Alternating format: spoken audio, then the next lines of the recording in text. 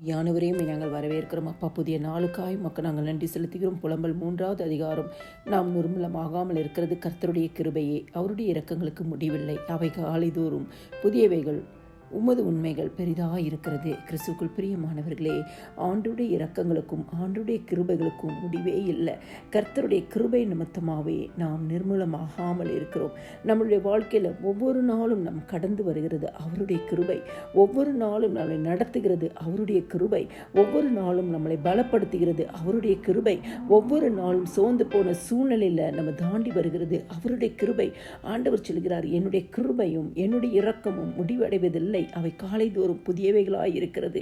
அவருடைய உண்மை பெரிதாய் இருக்கிறது. இந்த காலை வேளையில வசனத்தை கேட்கிற உங்களுடைய வாழ்க்கையில ஆண்டுடைய கிருபை இந்த நாளிலும் புதியவைகளாய் இருக்கிறோம். முந்தின கிருபைகளை காட்டிலும் இந்த நாளில இந்த வசனத்தின் வழியாக கர்த்தர் உங்கள் வாழ்க்கையில பெரிய காரியங்களை செய்வார்.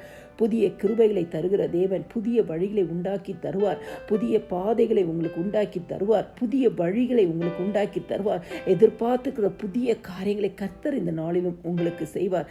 அவருடைய உண்மை பெரிதாய் இருக்கிறது. வசனத்தை அனுப்பின தேவன் இந்த வசனத்தை விசுவாசிக்கிறவர்களுக்கு வசனத்தின் வழியாகவே உங்களுக்கு அற்புதங்களை செய்வார். எல்லா துதியும் கனமும் மகிமையும் ஸ்தோத்திரமும் என் ஆண்டவராக இயேசு கிறிஸ்து ஒருவருக்கே செலுத்துகிறேன். ஆமேன்.